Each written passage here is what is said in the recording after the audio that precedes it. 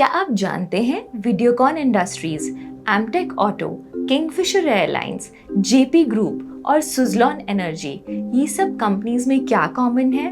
इन सभी कंपनीज ने अपनी वर्किंग कैपिटल को अच्छे से मैनेज नहीं करने के कारण फाइनेंशियल डिस्ट्रेस का सामना किया था। किंगफिशर एयरलाइंस और वीडियोकॉन इंडस्ट्रीज तो बंद ही हो गई। अब ये वर्किंग कैपिटल क्या होता है, आइए जानते हैं आज की वीडियो में। वर्किंग कैपिटल का मतलब है एक बिजनेस को अपने डे टू डे ऑपरेशंस को चलाने के लिए जो पैसे चाहिए। दूसरे शब्दों में कहें तो बिजनेस को अपनी शॉर्ट टर्म लायबिलिटीज और शॉर्ट टर्म खर्चों को चलाने के लिए जितने पैसे की जरूरत होती है उसे हम वर्किंग कैपिटल कहते हैं। अगर इसका फॉर्मूला देखें तो वो है current assets minus current liabilities. अब करंट एसेट्स मतलब, इसका मतलब ऐसे एसेट्स जिन्हें कंपनी एक साल के अंदर कैश में बदल सकती है, जैसे कि cash and short term investments, मतलब कंपनी के अकाउंट में जितने पैसे हैं और कंपनी ने मनी मार्केट जैसे इन्वेस्टमेंट्स में जितने पैसे लगाए हुए हैं। अकाउंट रिसीवेबल्स, मतलब कंपनी ने क्लाइंट को सामान तो बेच दिया है पर उनसे पैसे लेने अभी बाकी हैं। प्रीपेड एक्सपेंसेस, जैसे कि इंश्योरेंस का premium. Advance payment for future raw material purchases, मतलब कंपनी को रॉ मटेरियल अभी डिलीवर नहीं हुआ है पर उसको बुक करने के लिए कंपनी ने एडवांस दे दिया है।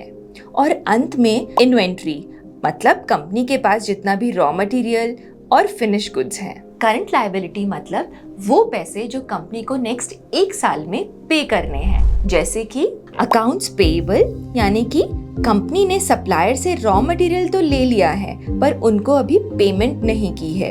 टैक्सेस पेएबल, यानी नेक्स्ट 1 ईयर में कंपनी को जो टैक्स पे करना है। इंटरेस्ट पेएबल, मतलब अगर कंपनी ने कोई लोन लिया है तो अगले एक साल में जो भी इंटरेस्ट पे करना है। लोन प्रिंसिपल, जो अगले एक साल में पे करना है। और एडवांस पेमेंट फ्रॉम कस्टमर्स, यानी कि वो पैसा जो कस्टमर्स ने कंपनी को दे तो दिया है पर कंपनी ने अभी प्रोडक्ट या सर्विस कस्टमर को डिलीवर नहीं की है। अभी नंबर इम्पोर्टेंट क्यों है? क्योंकि वर्किंग कैपिटल हमें कंपनी की शॉर्ट टर्म फाइनेंशियल हेल्थ और लिक्विडिटी के बारे में बताता है। कैसे?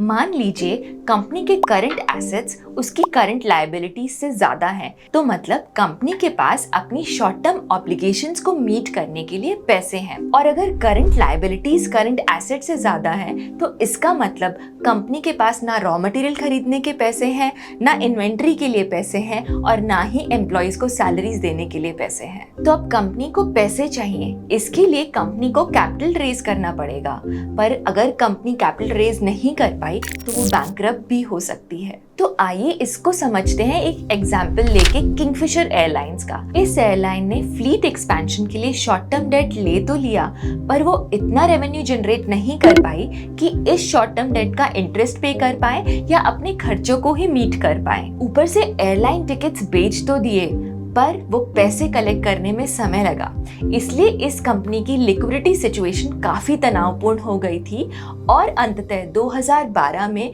किंगफिशर एयरलाइंस को अपने ऑपरेशंस बंद करने पड़े। आइए अब एक ऐसी कंपनी को देखते हैं जो जानी जाती है अपनी एफिशिएंट वर्किंग कैपिटल मैनेजमेंट के लिए, हिंदुस्तान यूनिलीवर। अब इस कंपनी ने ऐसी क्या स्ट्रैटेजीज अपनाई जिसकी वजह से ये एफिशिएंसी को अचीव कर पाई? आइए देखते हैं। अच्छे करंट एसेट्स मैनेजमेंट के लिए कंपनी ने ये 3 कदम उठाए। पहला, गुड रिसीवेबल मैनेजमेंट, यानी अपनी एफिशिएंट इनवॉइसिंग और कलेक्शन प्रोसेस से HUL ये इंश्योर करती है कि कस्टमर से पेमेंट टाइम से मिले। दूसरा, optimised inventory management, HUL demand forecasting, production planning, ये ऐसी टेक्निक्स यूज करती है ताकि कंपनी के पास ऑप्टिमम इन्वेंट्री रहे, ना ज्यादा ना कम। स्ट्रैटेजिक कैश मैनेजमेंट, कंपनी अपनी कैश की जरूरतों की फोरकास्टिंग बहुत ही ध्यान से करती है और अच्छे लिक्विडिटी रिजर्व्स रखती है कि कोई इमरजेंसी सिचुएशन की कैश रिक्वायरमेंट भी आसानी से मीट हो जाए। वहीं करंट लायबिलिटीज की तरफ देखें तो कंपनी बहुत ही इफेक्टिवली अपने पेएबल्स को मैनेज करती है। कंपनी अपने सप्लायर्स के साथ अच्छे रिलेशनशिप बनाकर रखती है और अच्छी पेएबल टर्म्स नेगोशिएट करती है। इसका मतलब सप्लायर्स उधार पर रॉ मटेरियल देने को तैयार रहते हैं। वर्किंग कैपिटल इसलिए बहुत महत्वपूर्ण है क्योंकि ये किसी भी बिजनेस को अच्छे से ऑपरेट करने में मदद करता है।